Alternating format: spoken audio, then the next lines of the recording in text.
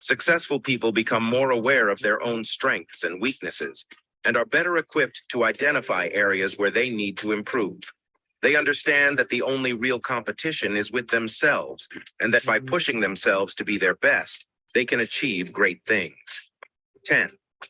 They believe that time is their most valuable asset, and they prioritize it accordingly. Billionaires understand that time is their most valuable asset and prioritize it accordingly. That's why they're careful about how they use their time, making sure to focus on what matters most and avoiding activities that are unproductive or wasteful. They understand that time wasted is time lost forever, so they are intentional about how they spend each moment. 11. They believe in taking calculated risks as not being afraid to fail.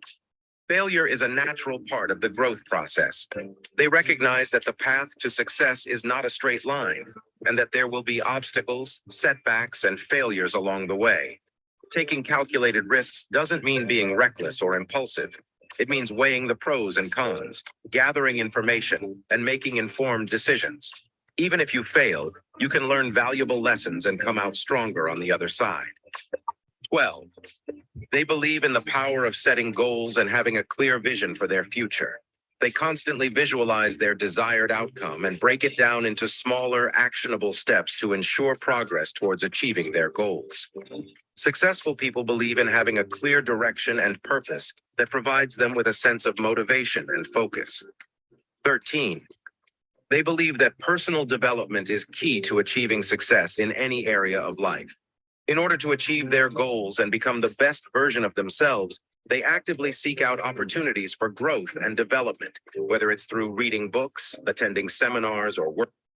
Yo, what is going on? If y'all can hear me right now, just go ahead and drop some coffee in the chat box. I want to make sure I'm coming through clear. I want to make sure everything sounds good. You know, we just getting back rolling with everything, man. So I just want to make sure that we got a perfect show with, you know, you guys can see me, hear me. A lot of updates to bring to you guys, but I'm really excited for just the momentum, the new level of growth, the new level of, I would say, creativity that I have, the new level of energy that I've been able to get from, you know, just taking a little time to myself to kind of think, recollect myself, and get back to regular scheduled programming. So I know you guys have missed me. I know you guys have missed the show. While I was on the boat, a lot of people were, you know, asking what's going on. So guys, just make sure you send this link out to a couple of people. Let them know that we are live. I know a couple people were confused. So let your family know, your friends know. I'm gonna let this personal development ride for a little longer. Today's show is not even gonna be too long. This is the I would say this is our warm up to get back into the new season. We're at episode number 104 right now. So, you know, it's time for us to regroup, recalibrate, and get this show back on the road. So thank you guys again for your patience, and we're going to get started in the next few minutes. Working with a mentor, they recognize that in order to achieve their goals, they must continuously improve themselves and develop the necessary skills, knowledge, and mindset to succeed. 14. They believe that failure is not a setback, but an opportunity to learn and grow. In fact, many successful people attribute their greatest achievements to the lessons they learned from past failures, proving that failure can actually be a crucial stepping stone on the path to success. 15.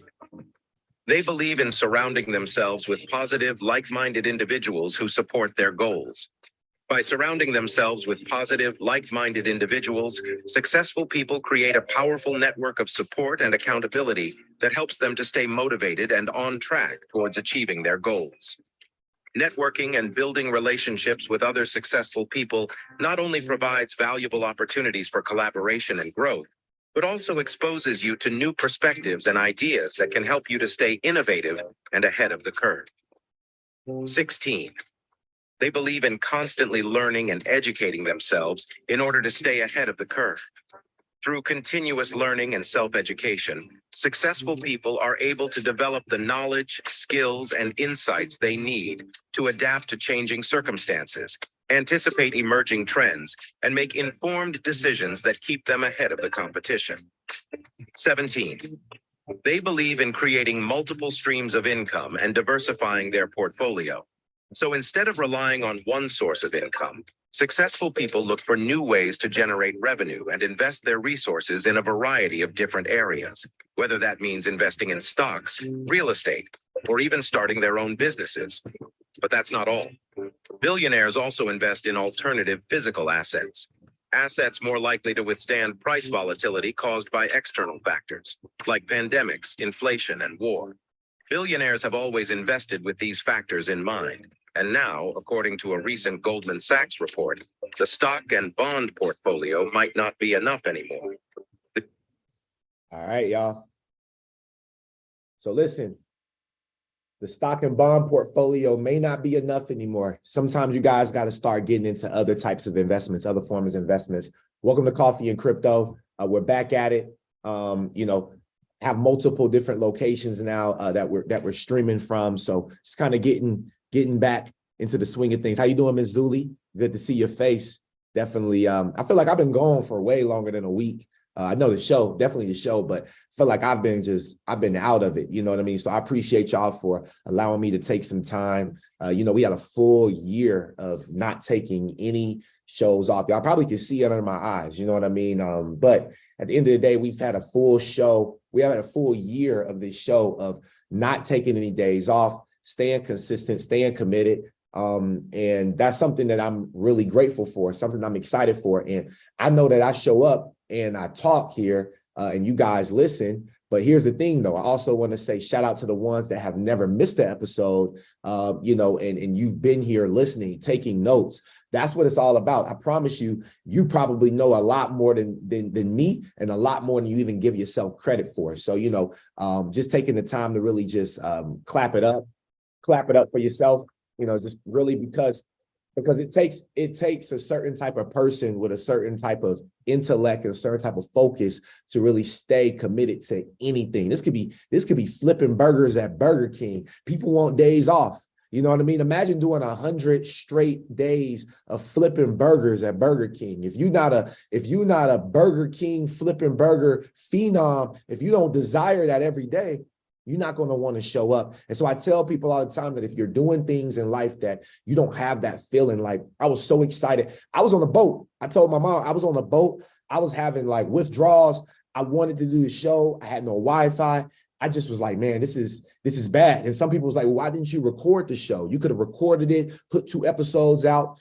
And I tell them that's not the flow of this show. This show is a live show, that we do each and every single Tuesday and Thursday. And the reason why I feel like recording something on maybe if I'd have recorded something on the Friday before I left for Tuesday and Thursday, I know y'all already know crypto and this news moves and it changes so fast, so frequently. There's so many different updates that just happen in the flash of an eye. So you have to be fresh with this information. Like the daily things that you see that come out, people are posting those daily. They're updating you daily on YouTube every single day of what's going on. So there's no way that I can do like other shows, maybe on a personal development tip or maybe on a day trading tip. When it comes to this is more of like the fundamental side. This is not the technical side. This is the fundamental side of cryptocurrency. We're looking at Coffee and Crypto. This show is all about,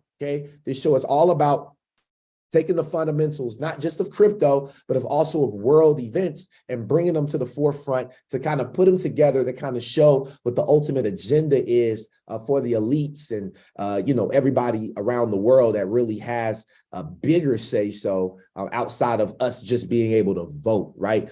Because the vote only goes so far. So being knowledgeable, all right, and being able to take this information and plug it into your life is what this show is for. So I appreciate you all for staying committed, being here today, and have another great show for you all. But as promised, all right, we're going to talk about first, before we dive into the show, we're still revealing Warren Buffett. You guys should know who Warren Buffett is, one of the top investors in the world, but we are going over his top 50 investment advice in the world. And so right today, we're going through number 16 through number 20 today. All right. So number 16 for Warren Buffett, how he has become a multi-billionaire as an investor, with number 16 coming up is this. He looks at the market fluctuations as his friend rather than his enemy. Profit from stupidity rather than practice in it. I'm going to read that again. Okay. Warren Buffett looks at the market fluctuations as his friend. So a lot of the time, like even when I was on the cruise, I really want to talk about my cruise, right? I was on the cruise. A lot of people, the biggest thing is networking. Hey, what do you do? This, that, and the third. And so telling people exactly what I do has been crazy, right? Because people are like, you're a crypto coach. What do you mean you're a crypto coach? What does that even entail? They're like, man, how are you even on this boat right now? How can you even afford to be able to do this type of stuff, right? And I had to tell people, look, because I've made a business out of this. I don't just focus. I'm not relying on crypto to go up for me to get rich. I'm relying on me taking what I've learned and being able to educate people who want the education and are willing to pay for it, right? And that's how I'm able to pay my bills. That's how I'm able to be able to travel, because I've developed a business out of what it is that I'm doing. Okay. And that's me being very transparent. However, I've also told them that I've been investing in crypto since 2018, and not one time, I'm proud to say this, not one time since 2018 have I ever sold any of my crypto. I've never sold one coin. I've never took anything back into my bank account. You know what I've been doing? I've been dollar cost averaging consistently. I've been adding money. I've been investing consistently. If you don't have that type of attitude, there's no way for you to win. I went through the market fluctuations. I look at the market fluctuations as my friend. The market fluctuations are my friend. Volatility is my friend. It's not my enemy. I profit from stupidity rather than participate in it. That should be your new affirmation. Say it with me. I profit from stupidity rather than participate in it. Somebody write that down. I profit from stupidity rather than participate in it. That's what Warren Buffett said. Let's go. Number 17. Whether we're talking about socks or stocks, I like buying quality merchandise when it's marked down. You understand what I'm saying? Listen, whether we're talking about socks, how many people got socks on right now? Anybody got some socks on? So whether we're talking about your socks on your feet or the stocks in your portfolio, I like buying quality merchandise when it's marked down. XRP is perfect because it's marked down. HBAR is perfect because it's marked down. XDC, VeChain, Bitcoin, Ethereum, they're all perfect because it's all marked down. You better get you some before the markings go up. Number 18, cash combined with courage in a time of crisis is priceless. Listen, cash combined with courage. It takes two things to be an investor. It takes cash and it takes courage. But sometimes it takes a little more courage than it takes cash, because you can take 40 cents today and go buy you some XRP. That's not a lot of cash, but because it's so low, it takes a little courage. Because they're going through the SEC lawsuit, it's going through a little courage. I know I had to preach today. Okay, today I had to preach to somebody. Number 19, don't pass up on something that's attractive today because you think you will find something better tomorrow. Woo! Warren went crazy. Warren Buffett is going crazy with this one. Don't pass up something that's attractive today because you think you will find something better tomorrow. People was asking me about Pepe coin on the cruise. Did y'all talk about Pepe coin on Coffee and Crypto? I told them, no, we laughed at it, but we didn't talk about it, right? Because, see, a lot of people forgot about XRP because they wanted to go grab a little Pepe. But then you know what everybody on the coin said? They said that they went and invested in a little Pepe and they didn't know how to get out in time. So they lost everything. Sound familiar? I've been through that, done that. So why would I go back and do it? Why would I lead you to do that? I'm looking to become the Warren Buffett of this space. Number 20, and this is the last one, and we're going to dive into this bullish content. Drop some coffee in the chat box. If you're brand new to the call, find that coffee emoji and drop it in the chat box. You don't want to miss this one, because number 20 in this, in my view, for most people, the best thing to do is own the S&P 500 index fund, right? That's what he said. In my view, for most people, the best thing to do is to own an S&P 500 index fund. I'm going to tell you what's coming right now. What we're about to see is we're about to see crypto index funds. We're seeing regulation come. We're seeing the laws come. We're seeing everything get settled. We're seeing crypto being handed over to the Wall Street, right? In a second, you're going to see cryptocurrency companies being in the S&P 500. You heard it from Kevin O'Leary already. We've said it before. Cryptocurrency assets will be a part, these companies will be a part of the S&P 500. Ripple will be a part of the S&P 500.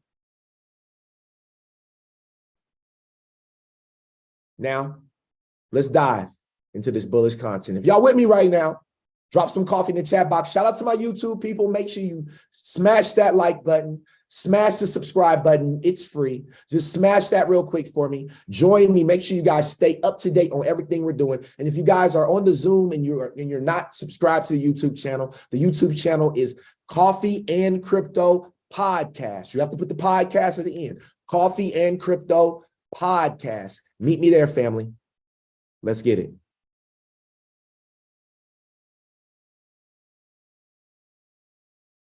All right. So the first video that I have to show today, okay, the first video that I have to go over today is Michael Saylor gives crypto outlook from Bitcoin 2023. Guys, I would have been in Bitcoin 2023, but I landed on Saturday and all the good things was happening and I had to get back to Atlanta. I was mad tired. I couldn't make it to Bitcoin, but I was actually invited by quite a few people, had some VIP parties to go to, especially from being in Austin a couple weeks before. So it kind of hurt my heart that I wasn't able to be there.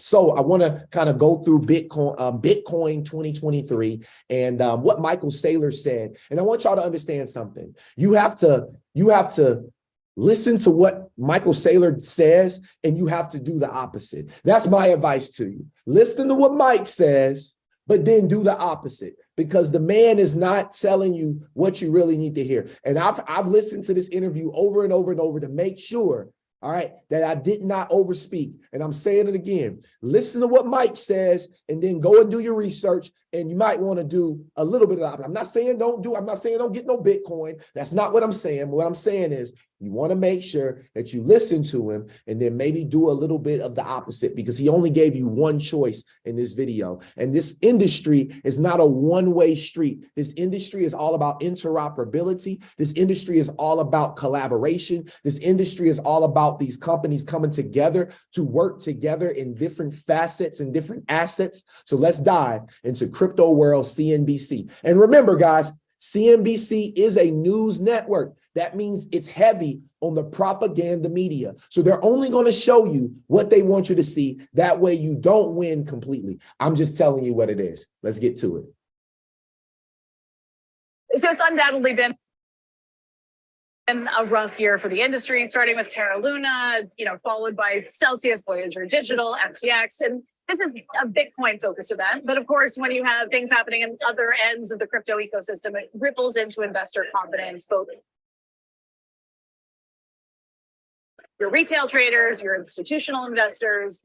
What are your thoughts on the space right now and how we bounce back from it? Yeah, I think a year ago, before Terra Luna, before all the bankruptcies, the question is what's going to happen. And then the plea has been, give us regulatory clarity. I think we're getting clarity. I think the clarity is Bitcoin's a crypto commodity and the regulators aren't going to interfere with it. And if you want to actually own and buy a crypto commodity in the form of Bitcoin, you're fine. I think the crypto exchanges are going to be reorganized. I think the cryptocurrencies in the form of stable coin are going to be regulated, if not regulated out of existence. I think the crypto tokens and crypto securities are going to be regulated, perhaps out of existence.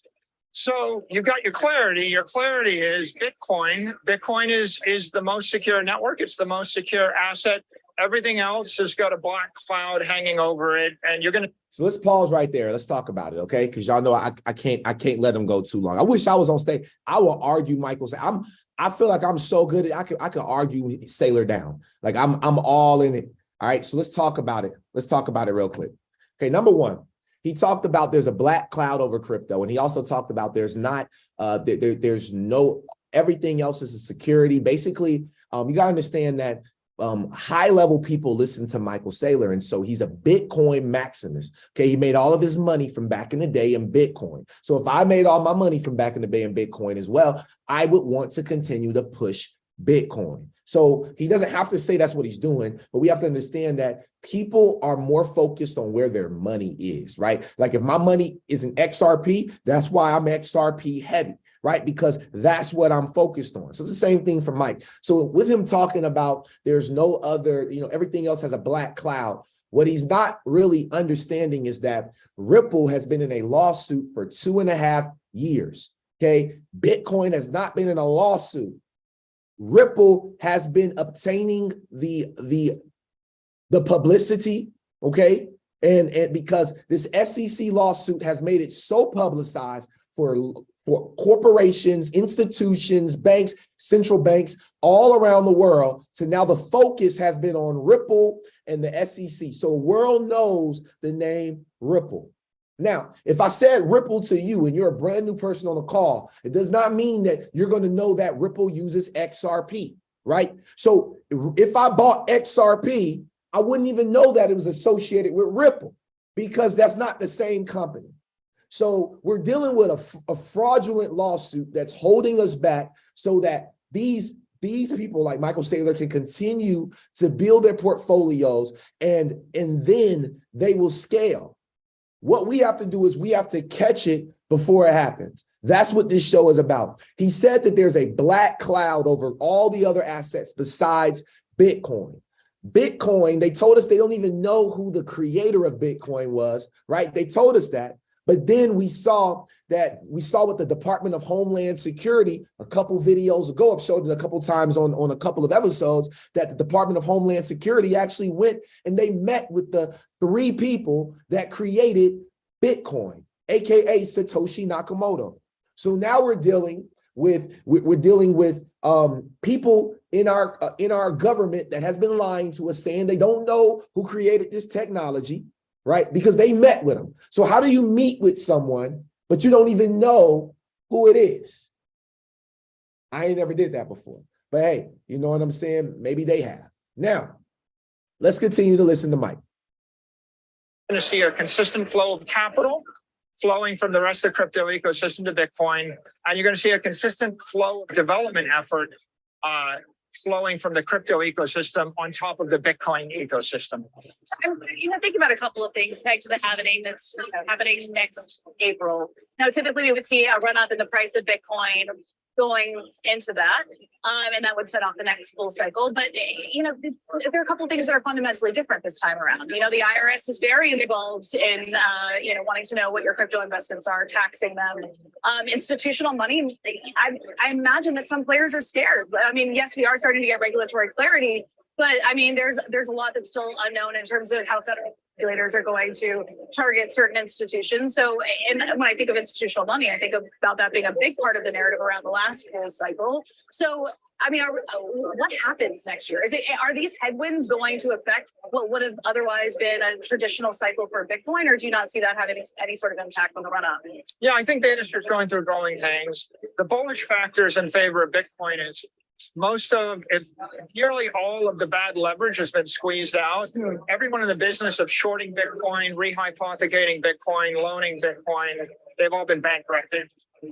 The remaining exchanges where you can short it are under a massive amount of regulatory pressure. And if the regulators have their way, they would like to see all the Bitcoin derivatives markets offshore be eliminated. So I think Bitcoin's found the bottom. I think the leverage is out of it. I think we're on a bull run. I think bullishly, the FASB initiative to adopt fair value accounting is a very auspicious development. I think all of the migration of ordinals, inscriptions activity onto the Bitcoin blockchain is a very auspicious development. I think the halving will be very auspicious. And I think the fact that the average media journalist and average investor knows that Bitcoin is the one commodity that the SEC is not going to regulate is an auspicious development. So I think the way is clear for Bitcoin to rally from here. I would be very skeptical of all the other crypto investments. Yeah, speaking of like the futures market, whereas Bitcoin does seem to be firmly under the remit of the CFTC and thought of as a commodity, there's still this question around Ether. And so is the CME suddenly in violation of securities laws if you know, like for a lot of the futures contracts that they offer, if the SEC and like, you know, makes this call that it falls under their regulatory remit? It seems like a gray zone still. I think there's a lot of discomfort within the regulators with regard to the circulation of crypto asset securities, the operation of all the crypto exchanges, and also the circulation of cryptocurrencies, the stable coins. And they're sitting out there in bulk circulating right now, and the regulators want to figure out how to clarify and rationalize that structure while doing the least amount of damage. And that's not easy. You know, something I've been thinking about a lot and talking to a lot of people about is this idea of Operation Choke Point 2.0. So, you know, following the fall of SVB, Silvergate, and signature banks, we saw that two of like the most important payment networks that were helping with after hours payment settlement, weekend payment settlement, like fall out. And I haven't really, I've been talking to a lot of crypto firms, and it sounds like they're just assuming that balance sheet risk overnight. Because there isn't really a suitable replacement. And I guess my larger question to you out of this is that we've seen a drop off in liquidity. And, you know, in terms of price movements, that's a great thing when you have a bullish buy, because then you can see like these much wider swings in the price of Bitcoin. But overall, it's not a good thing if you can't on-ramp fiat into the ecosystem. I think most of the liquidity was being delivered by people rehypothecating and shorting Bitcoin. And so as the Alamedas and the Genesis and all the exchanges and all the other altcoins exit the market, yeah, some of the liquidity dries up, but that's actually bullish for Bitcoin.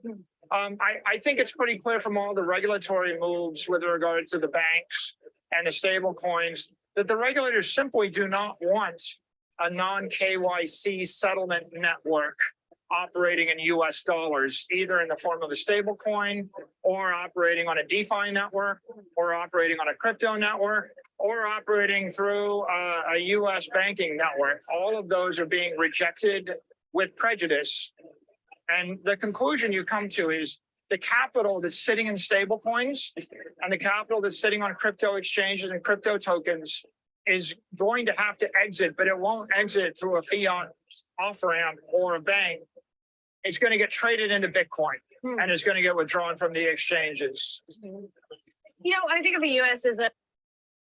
All right. So I'm going to stop it there. All right. So he said a mouthful, and I want to come to the stage real quick and talk a little bit about it. Right.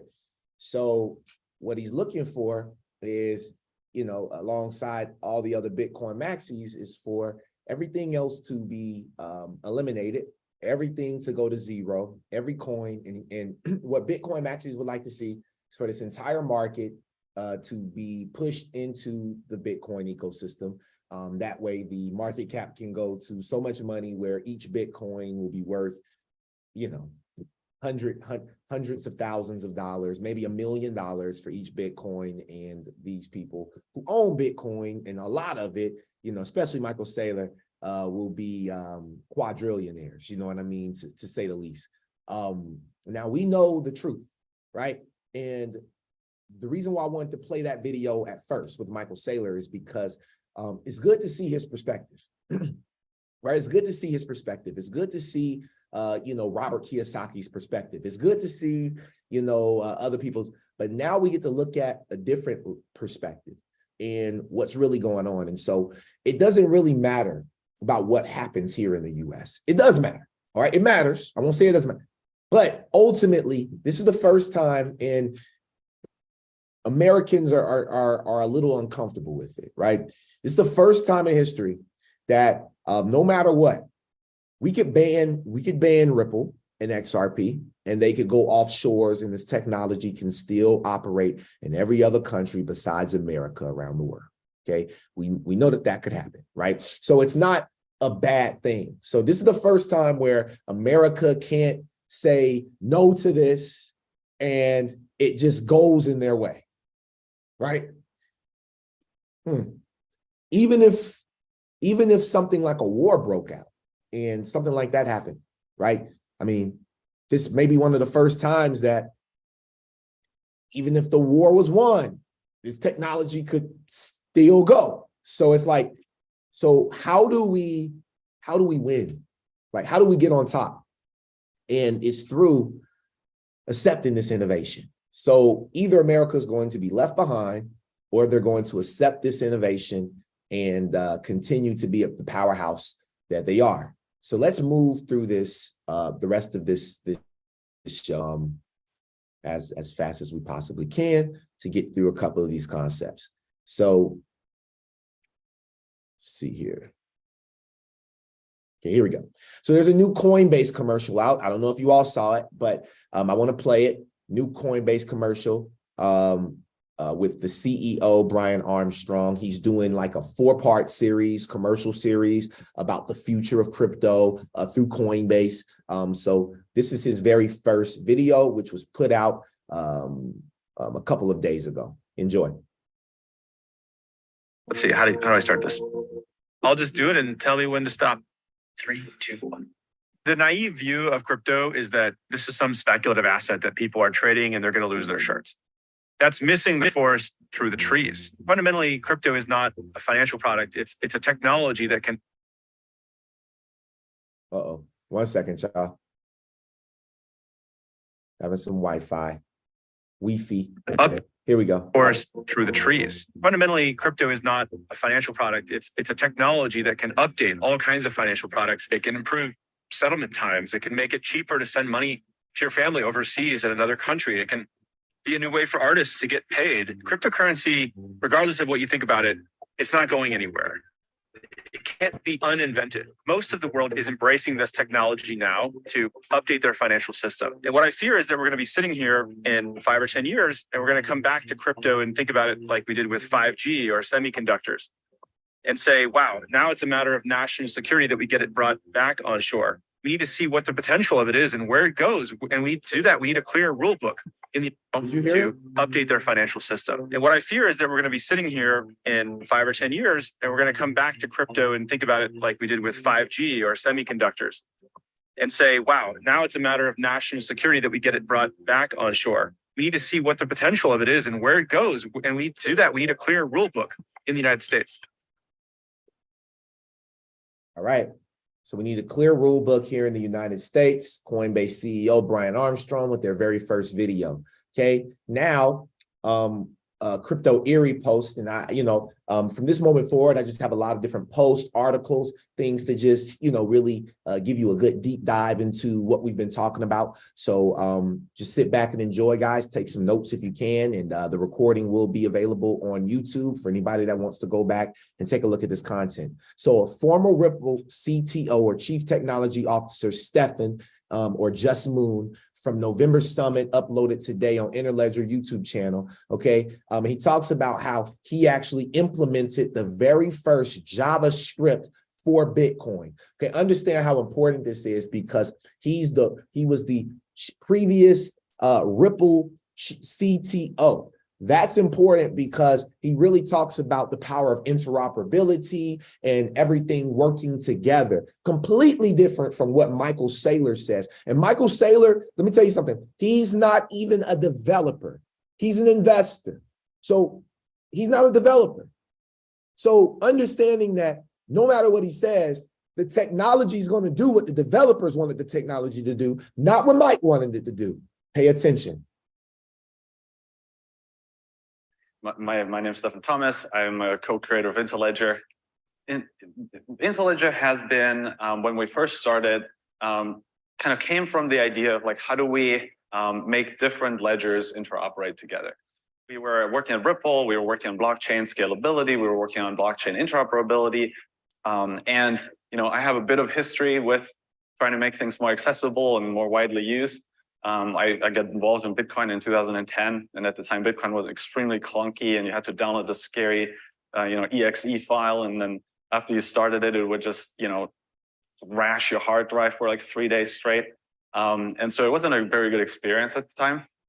I also created the first JavaScript implementation of Bitcoin, so you could do some Bitcoin things like signing transactions in your browser, and that led to more user-friendly wallets like blockchain.info and Coinbase later on, who use Bitcoin.js. And so I have a little bit of background in this space. So let me apply that to Interledger and let's see what we come up with. You know, one of the amazing things that we have available to us today is cryptocurrency. Now, there's a lot of things about cryptocurrency, and we can talk about it for a long time. A lot of things wrong with it, a lot of things great about it. But one thing that is nice about it is that it's already achieved sort of global liquidity. There's cryptocurrency exchanges in most countries. And that's something we can leverage. So if we want to build a peer-to-peer network where people can send money around, we can tap into the liquidity that cryptocurrency already provides. Now, finally, there's another kind of use case. This is the one that I kind of alluded to earlier with Codius, something that we've been thinking about for a very long time. So for a lot of you who know Codius, this will be a bit of a repeat, but basically today, the way we do smart contracts is we have these blockchain ledgers. So there's a set of them out there, a couple different ones like Ethereum and Solana, et cetera. And then we have the Codius model where you're really not thinking about sort of ledgers in that sense. You just think of individual nodes. So like there's a node out there, it's a Codius compatible node. And it really is not that different from the cloud computing model that we talked about before, which is, you know, if somebody wants to run their code on my server, they can just pay me. All right. So I thought that was a pretty interesting video. And that just shows that, you know, we are still in an early developmental phase of this whole cryptocurrency space being interoperated with, you know, banking technology and, you know, and everything else being token. We're in infancy, right? It'll take some years for this to really become what it's supposed to be. So when you're thinking about this, and I ask people all the time, when you think of crypto, give me one word. How many people have I ever asked that question to? If you're one of my private students, I'm sure I asked you that question, right? And that's my number one go-to. When people think of crypto, what do you think of? People say money. People say this, that. I tell people it's software. Software. Crypto is software. Software has never did anything wrong to people. It's people that mishandled the software. Once those bad actors are gone, the software will still be here. The software, the blockchain cannot be destroyed. Just another way to think about it, guys. We're in the infancy. There's so many different. I saw someone drop possibility, right? There's so many endless possibilities for this technology, and we gotta learn to put some respect, right, on it. And so do our governmental officials, right?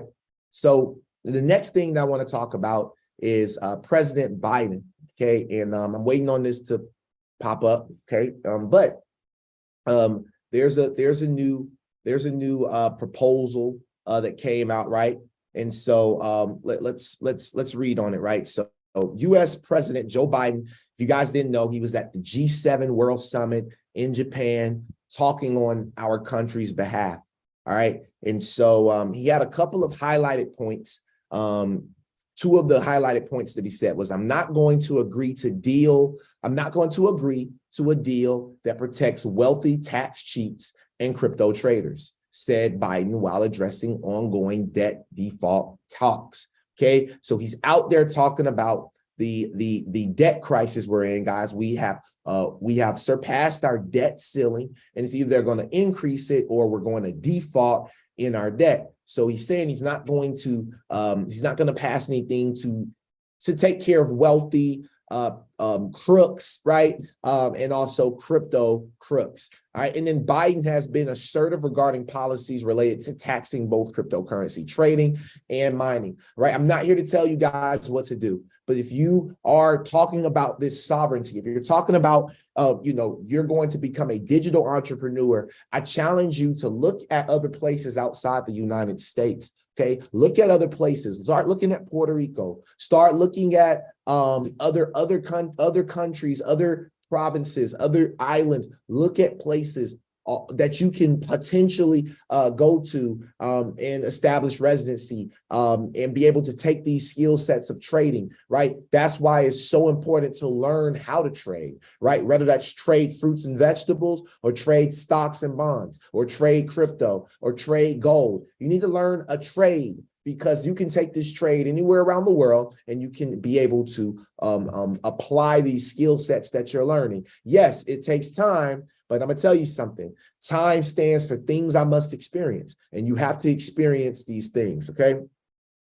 Let's dive into this video.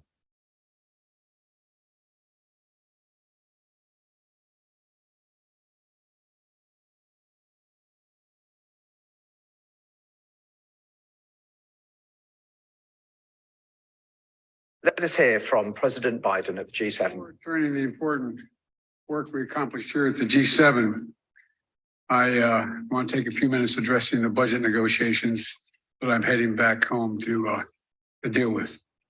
Before I left for this trip, I met with all 4 congressional leaders. We agreed the only way to move forward was in a bipartisan agreement. I've done my part.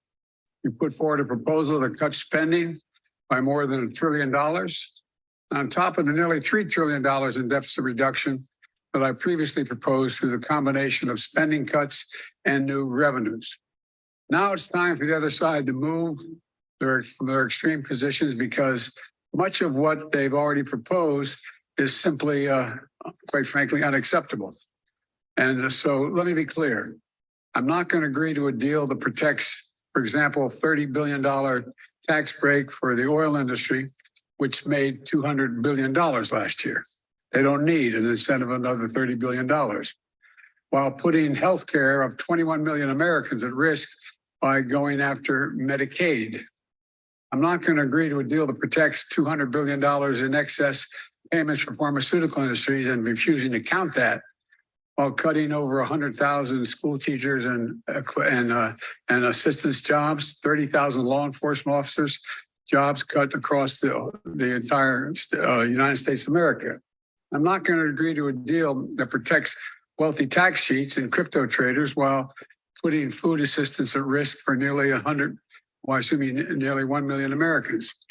It's time for Republicans to accept that there is no bipartisan deal to be made solely on their partisan terms. All right, so let's kind of talk about that a little bit and continue to progress forward through the show. But all right, so check this out. First off, he talked about not cutting, not cutting these teachers and other jobs out of the market. But the bad thing about it is that he doesn't have to. Artificial intelligence will, so there's a lot of angles that are not being covered by our president. And one of those biggest things, and he's in China at a G7 summit where artificial intelligence is, running rampant and already cutting a lot of people out of jobs. So I think that we have a bigger problem on our hands other than just this debt limit, right? That's one thing, but the rise of AI, being that we are in the 4th industrial revolution, that is even bigger. And so I would challenge for people who have not done their research, who have not leveraged ChatGPT and simple things. I mean, it's far beyond that now. But if you are not learning these simple operational, tools that can help you through your daily life, through your business, through work, please start leveraging and learning about different artificial intelligence softwares. That way your job, because the thing is, it's not the AI. It's not the AI that's going to take us out the job. It's the lack of understanding of how to leverage the AI that could take you away from your job. Please, all right, this is a warning sign for everybody to please make sure that you guys are diving deep and not just focusing on a financial standpoint, but on a standpoint of a new skill set that could potentially change everything for you, right? Now, fresh off the press, okay, on June 1st, in a couple of days, there will be a meeting by Connie Thien. All right, I don't know if you all know who Connie Thien, but she's head of industry relations for the Federal Reserve out of Chicago. She will provide insight into the countdown to the Fed Now service, all right, which is set to launch on June 1st. Okay, I don't know if you all heard, but this is big because they changed the date from July to June 1st. So they're speeding up the process now. So Fed Now actually goes live in a couple of days, y'all. Okay, there's some things that you need to understand about Fed Now. Okay, I would recommend that you guys on Thursday, June 1st, make sure that, you know, this is going to be at 11:45 a.m. Pacific Standard Time. We will not be on the show, so I recommend that you all go and do your due diligence and pay attention to this. But this is happening during an event called Transfer 2023. The event is called Transfer 2023. What do you guys think they're talking about? Transferring. They're about to flip the switch and they're transferring everything. The CBDC is here. Central bank digital currencies are here. Okay. And then on the Federal Reserve's website, I wanted to just pull this up because I know we have new people that find the show all the time. Make sure you all do your research on the adoption of what's called ISO 20022, which is the new messaging standard for central banks. Okay. What does this do? This gives greater end-to-end efficiency of moving money from one place to another place, because now the central banks can talk under one language, one world order. They now can talk under one language. What does that mean? As a part of the work to modernize business-to-business payments, the Federal Reserve is focused on providing consistent ISO 20022 implementations for the industry. The widespread adoption will enable ISO 20022 to truly become a universal messaging language for financial players and help push new payment technologies forward. Look at this, help push new payment technologies forward. What are we talking about? We're talking about Ripple. We're talking about Stellar. We're talking about Quant. We're talking about Cardano. We're talking about IOTA. We're talking about ZenFin Network. We're talking about Hedera Hashgraph. We're talking about all of these different tokens, which are ISO 20022 compliant blockchain networks. Okay. Understand that they're not going to say it. They're not going to put this in here. It would be too easy for the masses to formulate this. I'm going to be real with you. 1 million people knowing about this from YouTube, making millions of dollars is nothing. Why? Because all those people are going to do is they're going to cheat. They're going to treat this money like a PPP. They're going to treat this money like anything else. And they're going to go and they're going to spend it on unnecessary things. And guess what? That money, with a lack of understanding, with a lack of personal development, with a lack of financial literacy, is going to allow for that money to transfer into the elite's hands again. And it's going to make them richer and richer. Understand that this is what's happening. And so we need to be focused on how do we manage our understanding of this information. Okay, so this is going live. ISO 20022 is here. We've been talking about this for years, and it's finally here. Right now, let's continue to push forward through this journey. Okay. There was an interview done by G. Edwards Griffin. He wrote the book Creatures from Jekyll Island. He describes CBDCs popping up like mushrooms. I would recommend that you all listen to this gentleman right here. Again, his name is Edward Griffin. This was an interview done by Daniela Cambone of the Daniela Cambone Show. The whole world is moving in unison. It seems to make no difference whether you're in a first world country or third world country or whatever, however you want to describe it. Everybody's doing the same thing. And it kind of reminds me of what we saw in COVID. Like overnight, it seemed like every country in the world was doing masking mandates, and the same language was being used or why they're doing it. And it all happened within a few days. And it was like going out to your lawn the morning after a rain and seeing that the lawn is covered with mushrooms. They all came up at the same time. And the day before, well, none of them were there. And it's kind of, I remember seeing this as a boy thinking, where did those mushrooms come from? I didn't see them all year. And all of a sudden here they are, and the whole lawn is covered with mushrooms. The reason I mention it is because sort of like that, we see the whole world covered with this mushrooming message. In this case, we're talking about central bank digital currencies all at once.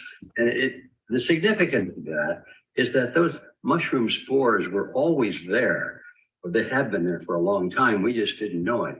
And I think the significance, the real hardcore significance of this fact is that we have to realize that this banking fraternity is truly a fraternity or an industry or a cabal or whatever you want to call it, depending on your mood. It's truly global, and they do work together in a highly coordinated fashion. So nothing is by accident. And these decisions that are being implemented today were made decades ago. And the plans have been in process for a long time. The spores for the mushroom, in other words, have been in place for a long time. And now the signal has been given, let's bring it up to the surface so everybody can see it. And now we call it a crisis. But in fact, the crisis started decades ago it started pretty much with the formation of central banks. When you combine central banks, which are essentially private banking institutions, you go into partnership between a private banking institution and the government, which has the power coercion of law. You've got a creature there that is a pretty dangerous creature, because you've got people who are controlling the money supply. And that means they control just about everything. Because if you have the ability, the legal authority to create money out of literally nothing except the promise to pay it back, but you can create any amount of money that you want. And with that huge flow of cash, you're able to buy up politicians, and you just buy them up. And most of them, unfortunately, I have to say, most of them are for sale or for rent or for lease. And so we come to the amazing conclusion that for a long time, we've been living in a system where, although the mushrooms were not on the surface, they were not far from the surface. And that the field of mushrooms looks like this. It's that the world is now in the hands of the banking institutions. And instead of governments regulating the banks are now regulating the governments. That was great. That was a really, really great. I couldn't even let y'all miss that. So that was hot right there. You know, I'm gonna let that one marinate on you like neck bone juice. Y'all know how I like to do it. But with that being said, let's dive into some of this stuff. So FedNow plus R3 Corda plus blockchain. All right, this is from the Federal Reserve's website. This was a screenshot. We can see that the Federal Reserve. So I want to show you all that, you know, all of this stuff is starting to add up and make sense. Don't worry, I'm going to zoom in.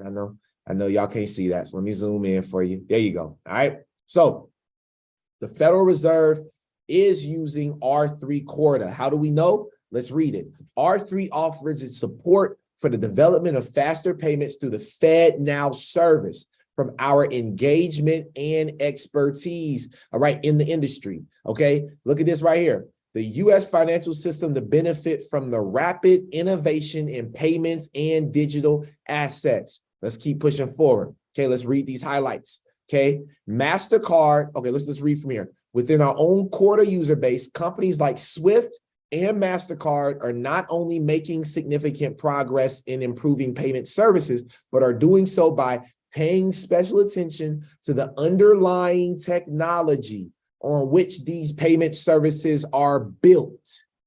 That's the key. What are the underlying technology that they're not even going to talk about that these services are built? Again, Bluetooth technology. What is the underlying technology that Bluetooth technology is built on? A lot of people don't know, but we use it every day.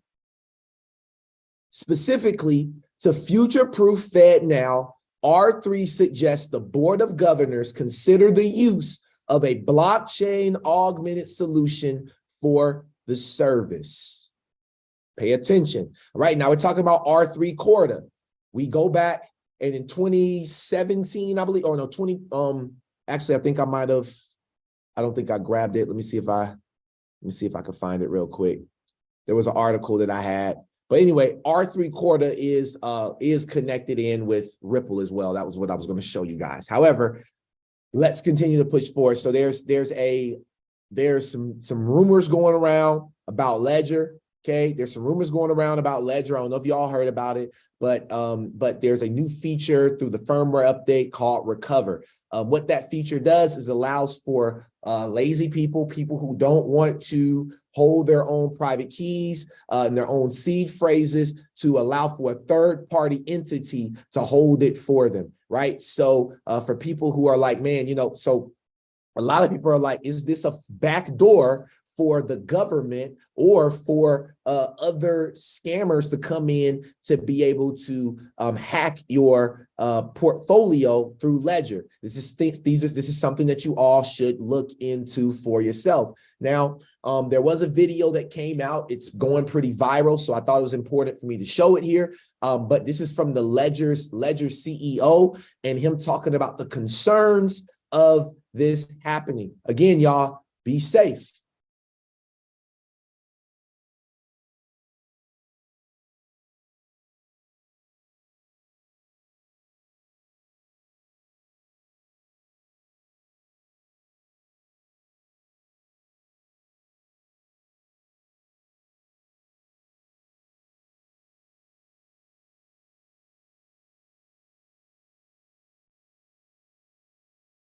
All right, are we good? Somebody give me a thumbs up if we're good. I'm sorry, I think I got disconnected. Give me a thumbs up if we're good.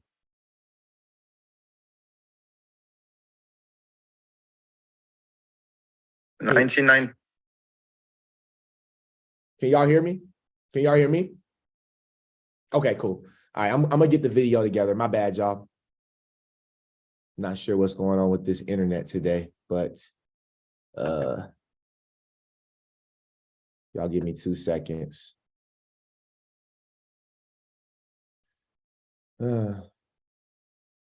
If not, we're gonna have to keep it pushing. I'm sorry, y'all. Let's see. Where was this at? I really want to show this. Here it is. Okay. Here's the video. Okay. Sorry about that, y'all.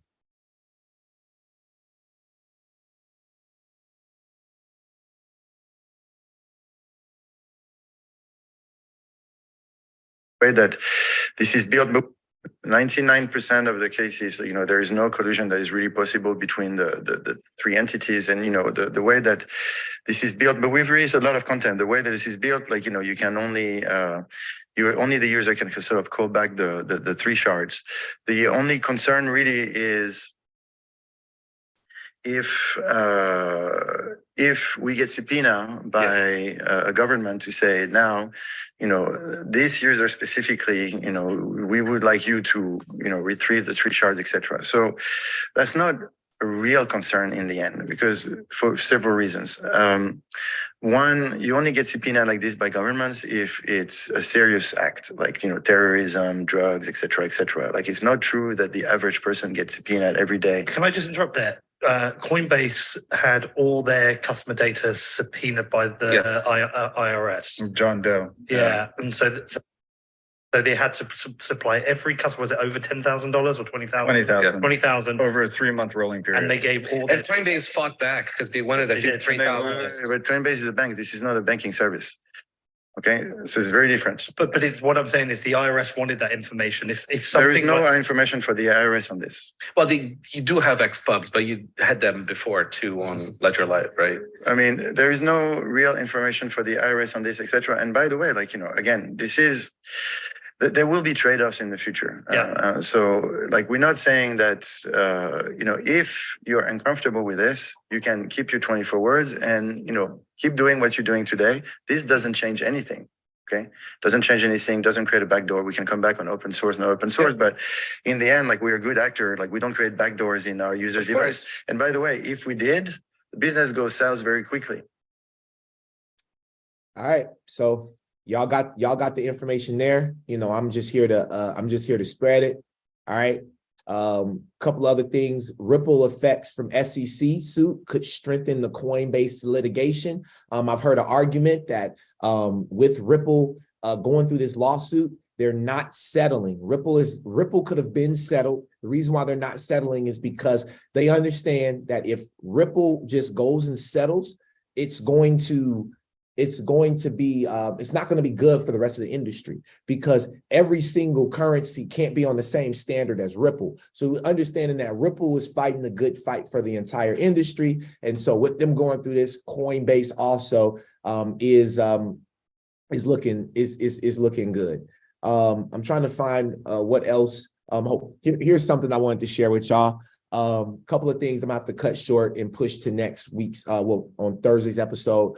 But this was pretty interesting right here. Samsung is exploring an offline, this just came out May 16, an offline digital currency that works with Galaxy phones. Okay, Samsung said that it has signed a memorandum of understanding with South Korea's central bank to conduct technical research on a CBDC.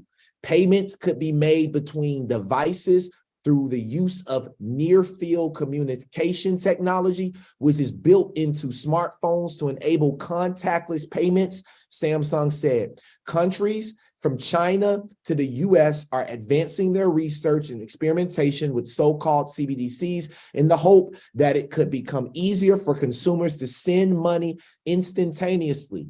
Understand, okay? I want to break this down for you all. Why did I think this was important? Because before I left on break, we talked about this project right here. How many people remember? We talked about, one second, y'all. Internet is tripping today. There it is. So we talked about Project Polaris through the Bank of International Settlements. What was Project Polaris about? Okay.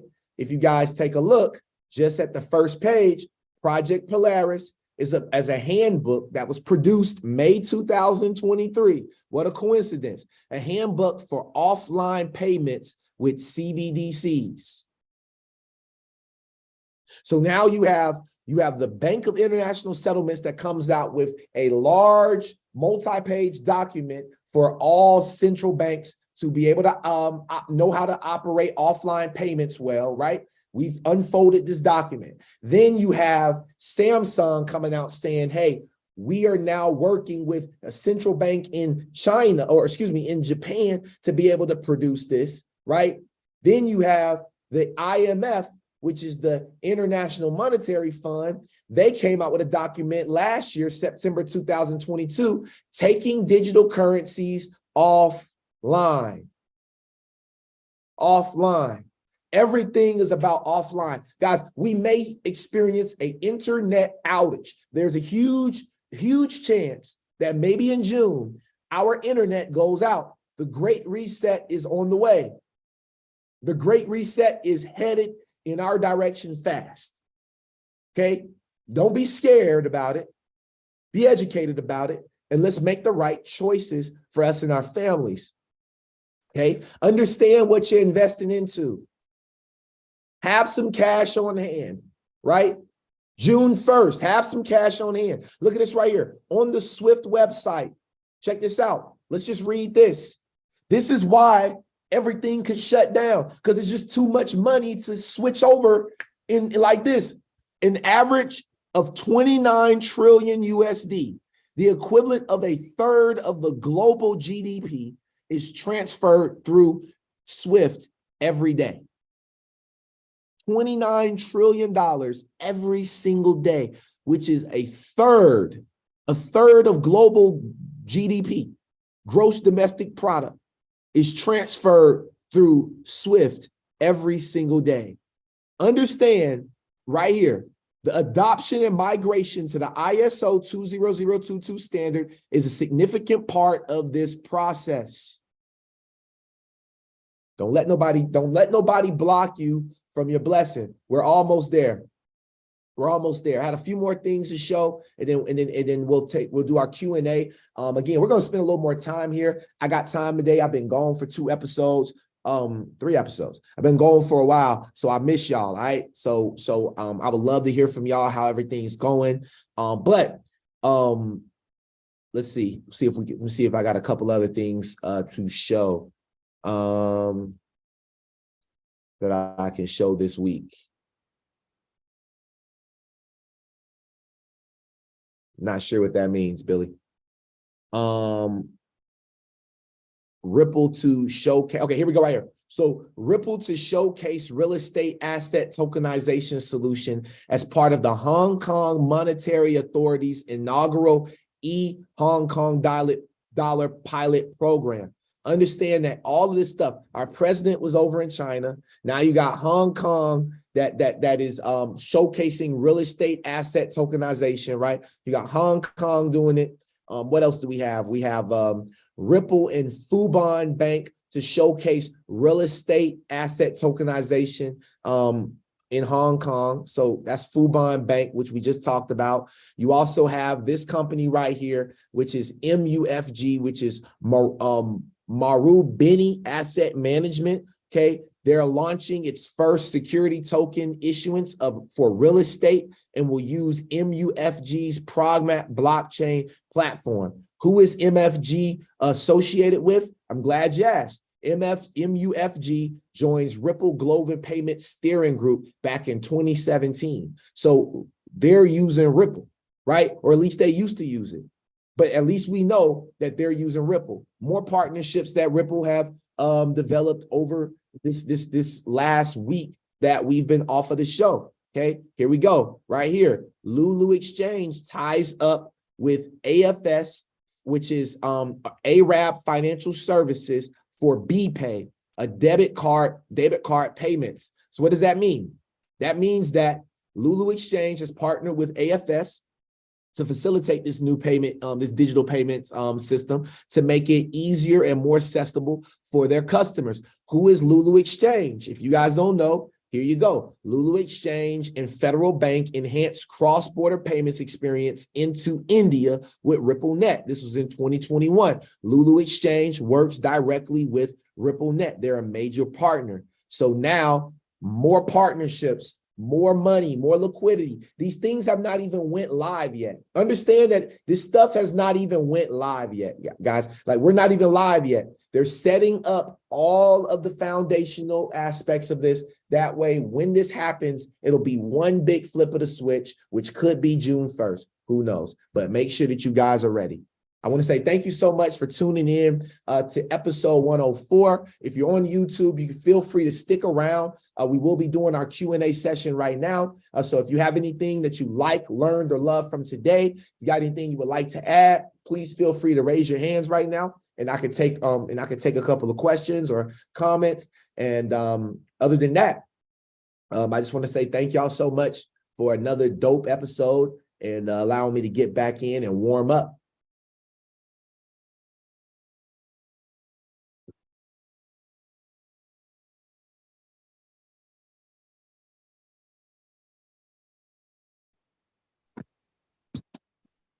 Hey. Hello? Hello? Can you hear me?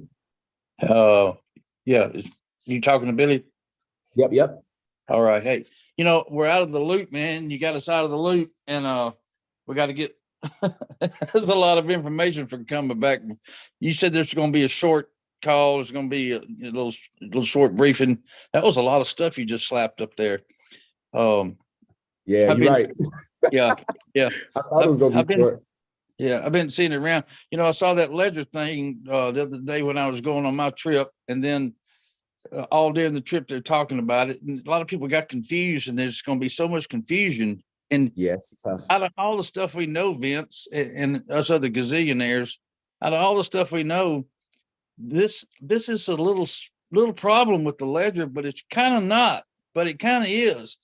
And to throw that in with June the 1st and where we are, I mean, it's just so much, and it's going to be confusing for I think they like to keep it like that. I mean, what is that to move it from July the 1st to June the 1st? I have a friend that's going to Israel for 2 weeks. And it's like, hey, man, you might need my telephone number to get your ass back to, I mean, and maybe not, but it's just so much stuff. And it is a little scary, right? Right. You get confirmations and then you get a little worried, so yeah. I don't know, but I'm looking forward to it. But I do need to speak with you on some time. So yeah. No problem. I got you. And just to kind of speak on that, just everything that's happening. I mean, yeah, there was a lot of stuff that was shared in the show, you know what I mean? And obviously a lot of people are going to be confused, but it's a confusing time. You know what I mean? I can't make this any less confusing than what it is because it's just so much. There's so much that's happening at the same time. And to leave one thing out, because I'm not even covering everything. I mean, there's things that's happening in metaverse. There's so much happening at once. May I say something else to you? Absolutely. Look, you have spent time researching this. You didn't do this in 20 minutes before you hopped on the call. Right. And you're right. You can't do this days and this ain't no recipe. This is like a journey. You can't figure it out. You can't do it 3 days ahead of time and then post it. And for everybody, everything you just said right then is in a nutshell. You can't learn all this stuff in a day, and you can't wait for Vince's call. I mean, you kind of got to do it with him to kind of get it, because he, I don't think you can teach everything, right? You can't teach everything. You can guide, but man, we're going to have to follow to keep up. So that's my encouragement to you. Hello, gazillionaires. Thank you, Billy. And I'm a be real with you all, man.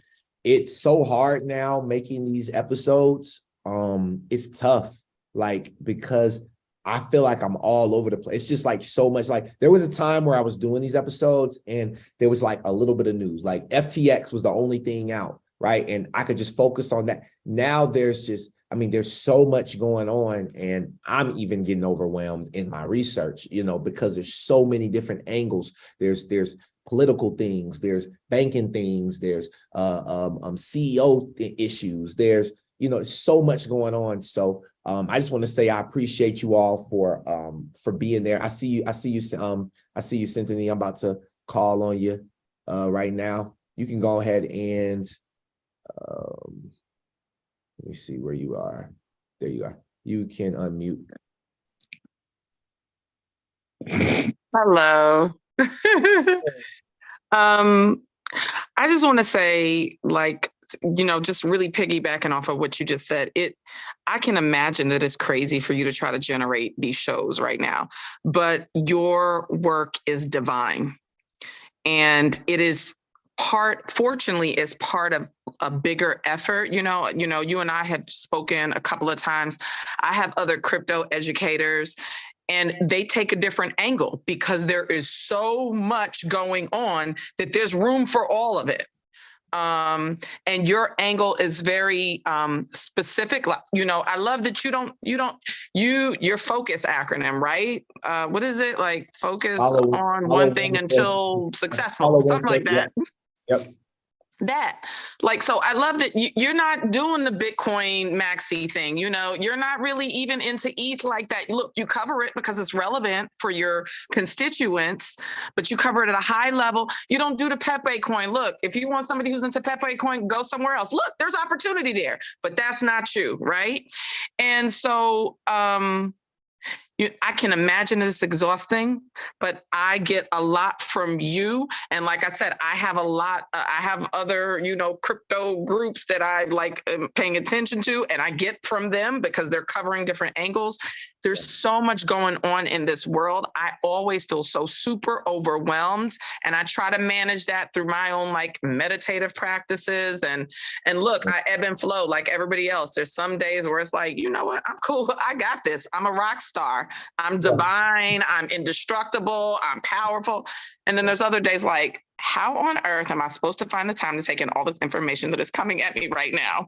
Yeah. So I say all that to say, look, I'm multitasking, right? I'm an entrepreneur of an international business. How did I end up in that role? Don't know, but it's divine. I'm a mom, I'm a wife, and I still look forward to I have found time starting in February. We met at InvestFest last year, and I'd subscribed, and I wasn't really watching your stuff like that. But in February, divine spark hit me like, you really need to pay attention to this stuff, Symphony. And I set a reminder on my phone, and ever since then I get your notifications, and now I'm in your Discord group. But it was so funny, like I started getting the notifications, started paying attention. And after the first few weeks, I also started looking forward to your podcast, sir. Wow. So just know, and I know you know, but I'm going to give you some reinforcement right now. Like, your work is divine, whatever you do, however you are, you know, you're always on top of your stuff. And even when you're tired and you're just getting back from a much needed vacay, like, we are all here for it. We all look forward to you. You provide value to us. And I thank you for what you do. So just keep doing what you do and trust and know that those of us who are here to receive it, we're receiving. Okay. That's all. Thank you so much. I You're appreciate welcome. it. Yes. Welcome. Amazing. See Ms. Zuli. Powerful. Let me call on Ms. Zuli. There you go. Okay, good morning. So glad I did follow you on your cruise. It was great videos. I got to see some of that. It is wonderful. I gotta drop some more stuff. So it was great. Whoever was filming, it was nice. Thank you. So it was great to see. Yeah, going back, I really appreciate the space because it's exciting. I go through my emotions. This, the hour, going back. I remember it just exciting because from the very start of Coffee and Crypto, going back, what we learned about SWIFT and ISO and the changes, what was going to take in place. And it's like, oh, it seemed like so far away.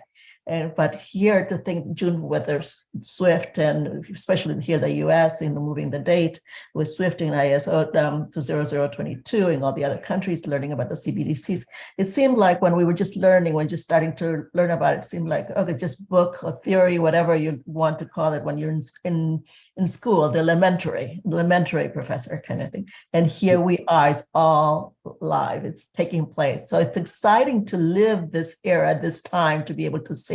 So compared to when it was brought up to that this has been planned, Bitcoin, all of this is planned in decades back. Those people many are dead. So I'm glad that I'm alive today to be able to experience and to witness and to be part of it. And because I figure it's regardless of whatever age or time frame, generations, to experience this is very, very exciting. Whether it's called year 2000, when when the switch was, it's very scary. Whether the internet was going to go down, what was going to happen in the year 2000, and here what's going to happen on June 1st. When SWIFT here in the US, particularly with the SWIFT and the switch. So it's great. It's great to live it, regardless. And just like warning everybody, make sure you have cash on hand. That's all I have to say. Just have cash on hand at all times, or have a few coins of silver or gold, whichever you prefer. Thank you. Thank you, Ms. Zuli. That's incredible. I was thinking about that too. Like it has come a long ways, like a long time. It's been a long time of talking about this stuff. And it's been before that. I mean, like literally before that, we was talking about this for years, and like literally like 3 years before even last year, we were talking about this in like 2019, 2020. It's crazy. So been waiting for it so long. And I think one of the biggest things for me right now is like, man, what if we did all this? And look, and this is the gamble. Like this is the risk, but I don't think it's a risk no more. Like I'm so confident in what we're doing, and we see the documents, deep documents, things that people are not going to find, and it's things that people will never find, and we find them. Official documents, we find them, and we unfold everything, and that's how we know like that this is it. So. I appreciate it, Ms. Zuli. Thank you for that reminder. And last but not least, my mom, Tammy, I think she might be the last person. Hey, good morning. Can you hear me? Mm-hmm. Okay, great. Good morning, everybody. I just wanted to say that I agree. I piggyback off of Symphony, Ms. Zuli, and Billy. All of this information is pretty overwhelming for us all, but I agree with Cynthia. I'm always talking to Vincent about you know, the things that he brings to us all, how much we appreciate it, and so many people that are on the call. You know, a few may not show up. We are busy with our lives, but most do, and we really look forward to the calls to learn the information that you bring to us, because a lot of us just really don't know how to do this type of deep dive. Some of us do, but not to the level that you do. So really, really, really want to acknowledge that and appreciate it very much, Vincent, all of your efforts, your hard work, bringing it to us every Tuesday and Thursday, and even in between on the other things that you provide for your Discord group. But you know, I've seen you do this in-depth studying and how much it takes out of you, but it's really, really appreciated and it's well needed. So I just want to thank you and, you know, keep encouraging you to keep encouraging us. Thank you, baby. You're welcome. Thank you. It's amazing. Feel it. This is the best. It's the best feeling in the world. Is just having just hearing everybody's testimonies.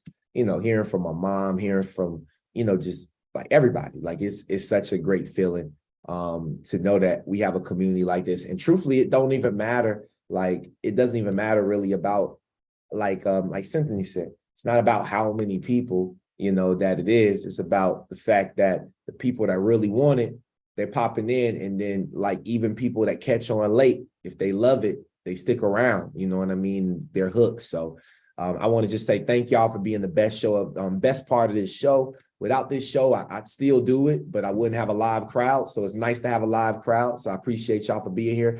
I know we went over a little while, so I'll leave the announcements. Well, actually, no, announcements. We got to talk about those. We have our second part of our XRP Masterclass tonight.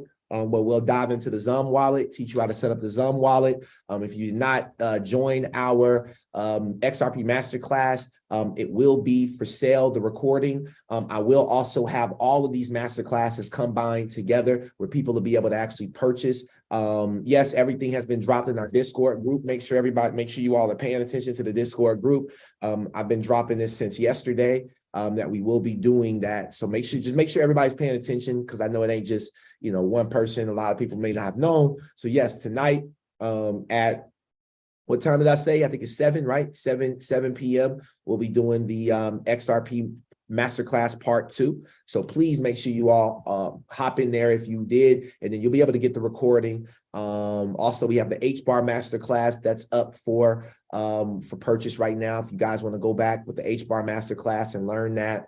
The Discord group is still open. Right now, it's still $50 a month. That price will be increasing at some point. Got some things I got to reorganize with it, but once we get back full force, you all will know about that. And then also, what else do we have? I mean, that's really it. So if you need me, y'all know where to find me. I appreciate you all. YouTube, make sure you smash the subscribe button. And this was our live show. See y'all on episode 105 on Thursday.